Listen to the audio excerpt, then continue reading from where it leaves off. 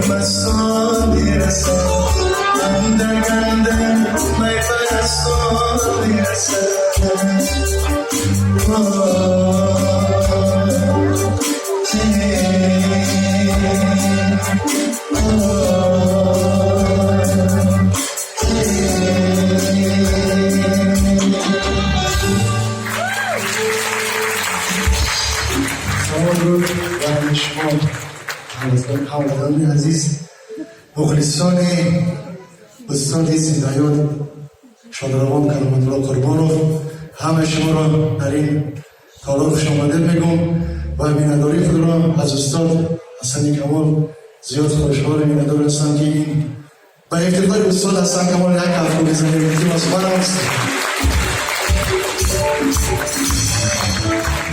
مخصوص با تشبث استاد این برنامه یعنی برگزار شد. من میندار هستم که استاد ما را در این بازگاه، در این تالار، در این کنسرت دعوت کردم. باری دیگر خوش آمدید میگم با تالار سرودیان و انسندوی سازی آوازی باربر یک کفی برازده استاد اگر این بیتری بشه کنسرت مخوش بود. برای آنکه همین هر یکی ما از صدق دل زنده میخوانیم که این هنرمند زنده یاب بود. هنرمندی که امروز ما به خاطر همین شادروان کرامتullohi قربان، همین هنرمندا، تمام مؤسسه کاهی فرهنگی سرودیان امروز سهم خود را رساندن. یک بار دیگر خوش آمدید بگوییم. دوام کنسرت ادامه دارد. برای ولیجان یک کنسرت سرود کارنامه زنده در ولیجان شامل ولیجان یک شاگرد بهترین من ولیجان یک از پیروی از شادروان کرامت‌الله قربان از اون جمله دوستی دادر ما صدرالدین نجم‌الدین فهم دوستی ما شاگرد ما از آن هنرمندم زنگ زدم ما را تبریک کردم از نام صدرالدین همه شما وقت سلامت باشید. استاد خیلی قدم بکنم. حالا استاد که برام استاد آجکار هستم. برام ترانه رقصی آزاد است رقص کنید برام.